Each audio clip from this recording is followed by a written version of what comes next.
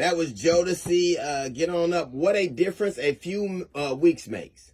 Remember, if you were a Democrat a couple of weeks after that debate, every time Joe Biden said something, every time a poll came out, every time something said on the news, every time an op-ed came out, every time another politician, another Democrat came and asked him to remove himself from the race, you had a roiling in the middle of your stomach, right? Now I would say that is switched. Remember when Donald Trump got shot and everybody swore that it was over? It was all over. What a difference a few weeks makes. Flash 2, no matter where you sit, Kamala Harris is having a momentous run.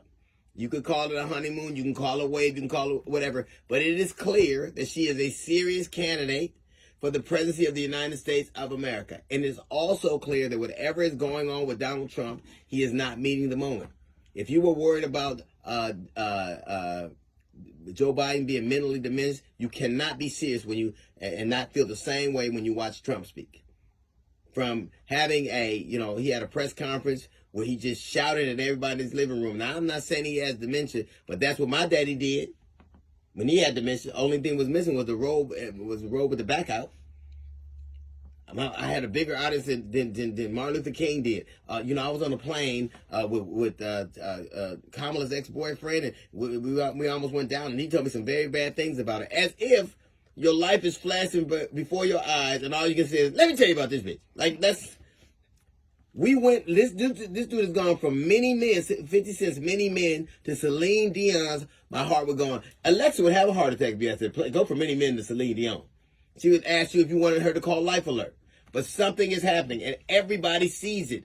It was not as stark when Joe Biden was in the contrast, but now you see the split screen of them. It's clear he is diminished, and it's bad when anybody diminishes. But when a fat narcissistic dude like that diminishes, he doesn't do anything to counterbalance. Like, he's not like a reader. He's not like a runner. He's not like intellectually curious.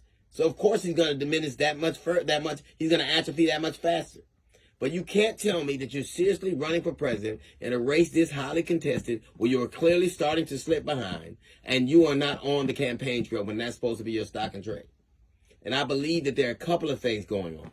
I believe that people know that the less they see him, the better it is for him. The more he speaks, like that whole thing with Elon Musk, and it reminds me of that thing, Zach Galifianakis, between two ferns. This was between two torches. Because two racists sitting down talking about a fireside chat that started with tiki torches. So I think a couple of things are going on. I think they are fearful. I think he's afraid of the contrast between his rallies and hers, the energy, the dynamic, the excitement, and the size. I think he's afraid of that. I think that they also know that the more he speaks, the more he sounds diminished, the more people are not going to be able to hide it. And the other thing I think that Donald Trump raised a lot of money, tens of millions of dollars, almost $200 million. I think he thought he was going to be in an easy race, and I think Donald Trump, being Donald Trump, was going to keep that money. I have no proof of that, but it makes no sense for someone to be in a race this highly contested, where you say you want to win, and you haven't been out anywhere. And if you look at all the places that he's been, he owes them a lot of money. I think Donald Trump, being Donald Trump, is going to find a way to keep that money for himself. And now he needs that money for infrastructure.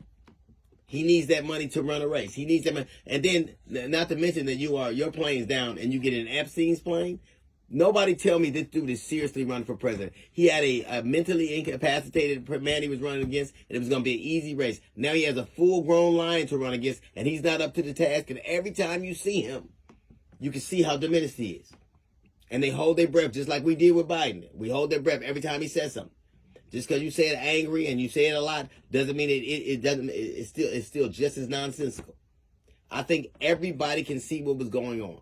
I think everybody understands that this man is not up to the task. And if you thought your concern, when it gave you pause to say, well, Joe Biden can't do the job anymore, I'm concerned about him being able to do it. Donald Trump is the oldest candidate for president in history, and he's acting like it. He's not running. He's yelling at things. He's posting stuff on social media. He's not seriously running for president because he knows his crowds ain't as big. He knows that the more people hear him, the more people are going to know how diminished he is. And he also knows he kept that goddamn money for himself.